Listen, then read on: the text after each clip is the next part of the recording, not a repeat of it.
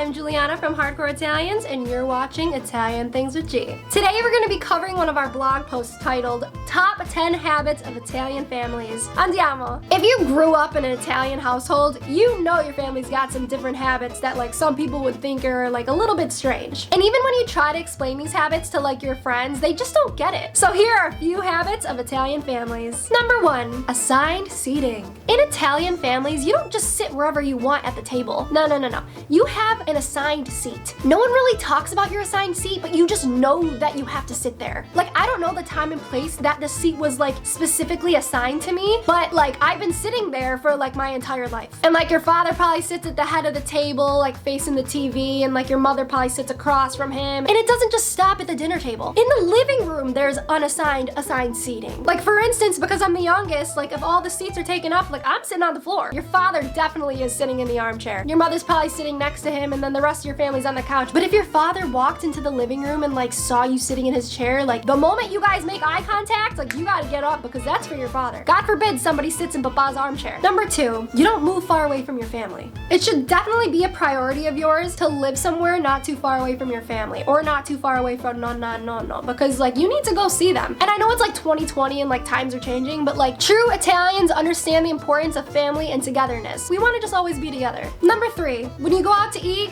your family's probably critiquing every part of the meal. Now, Italians don't typically go out to eat as a family because we're usually just cooking because like, let's face it, our food's better than anything that's out there in the restaurants. But when Ma needs a break from cooking or it's like a special occasion, we'll all go out to dinner. Now, I don't know about you guys, but my father will sit there and literally critique every single part of the meal. He'll be like, pasta's overcooked. There's always something wrong with the meal. If the pasta's not cooked correctly, then there's probably something wrong with the meat. Like maybe the meat's not tender enough, or maybe the food's too salty. There's always something to be critiqued in a restaurant because Italians know food. End of story. Number 4, they're extremely protective. Your parents never stop checking up on you. I'll be dressed up for something, like, you know, going to the mall, going to get dinner with a friend, anything. And my entire family will look at me and be like, where are you going? Who are you going to see? What are their names? When are you gonna be home? And your first instinct is to get upset, but when you really sit there and think about it, you should know that you're blessed because your family cares about you. And there's a lot of other families or just like parents who don't care about their kids, like Italian parents care about their kids. Number 5, we're always prepared for company. If company comes over, you gotta have coffee cakes ready for them in the pantry, okay? That could be like panettone from Christmas time if it's not old by then. It could be pizzelle, it could be anything that's in the pantry, but like you gotta be prepared because if you don't have any food to offer, then you're a terrible host and you're being disrespectful to your guests. If you don't offer them coffee or like espresso, then like what kind of like host are you? Let's say you have company over and like maybe like you used up your last panettone, like you don't know what to do. You know, your mom's in the corner like disgraziata, like she's like freaking out. It's like, Ma, you know, I'm sure they'll understand. And she's like, you don't understand if they don't see that we have food for them. And I'm just like, Ma,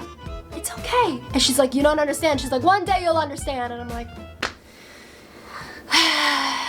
Italian mothers, gotta love them. Number 6, Italian families never want their children to move out of the house. My family is a perfect example of this because like literally me and all my siblings are still living in the house. And like I know my mother loves it and like my father jokes about like, you know, like I want you guys all out. This is the time of my life where it's supposed to be me and my wife. But I know that someday when we all do move out, we're gonna all miss it. Because like they say, you don't know the value of something until it becomes a memory. So I really hold on to these moments with my family and living with my siblings and know that it's not gonna be forever. Even though sometimes it feels like it's gonna be like that. But let's move on, shall we? Number 7, Papa versus Ma. Have you ever wanted to do something and like you go to ask your ma and she's like, go ask your father. And like you go to your papa and he's like, go ask your mother. And it's like, and then you gotta make the decision for yourself. And then like when everybody finds out, it's like, why would you do that? And then you just have to look at yourself in the mirror and be like, you're an idiot. I feel like this usually happens when like company's coming over and like your entire family runs around the kitchen like frantically like the 15 minutes before they come, and like your mother says to put like the salami, cheese, and crackers and like all the cut bread on a certain platter because it's gonna look better. But Ba comes over and he's like, why are you putting it on this platter? Use this one, it makes more sense. And then you're just like, but Ma said this. And it's just like, okay, I'm gonna use this platter, and then they both get mad at you. Moral of the story, you can't win. Number 8, they always know when you're gonna get sick.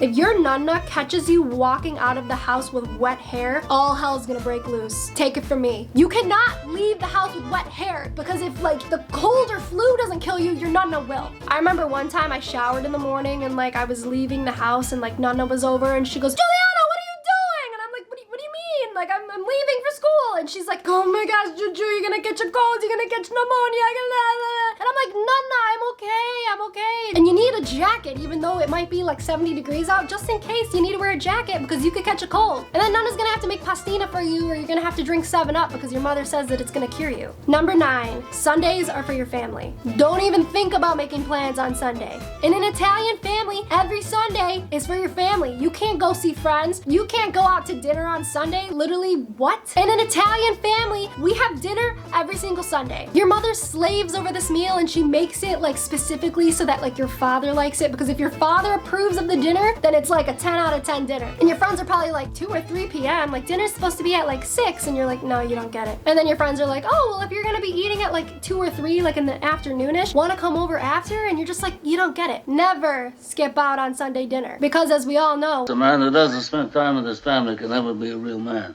And lastly, number 10, super specific. We leave the lights on to make it look like someone's still home. I know so many Italian families that do this light trick. I thought it was just my family. If there's robbers in your neighborhood and they see your house, Italians are smart enough to make sure that they keep a light on in the house to make it look like someone's home. The robbers are gonna see and they're gonna be like, oh my gosh, there's a light. We can't do this. Hey Joe, we can't get into this house. They're home. Their kitchen light's on. I don't know, every like Italian family I've met does this. Does your family do any of these? Let us know in the comments below and make sure to tag Paisan. This was Italian Things with G, and thanks for watching. Ciao!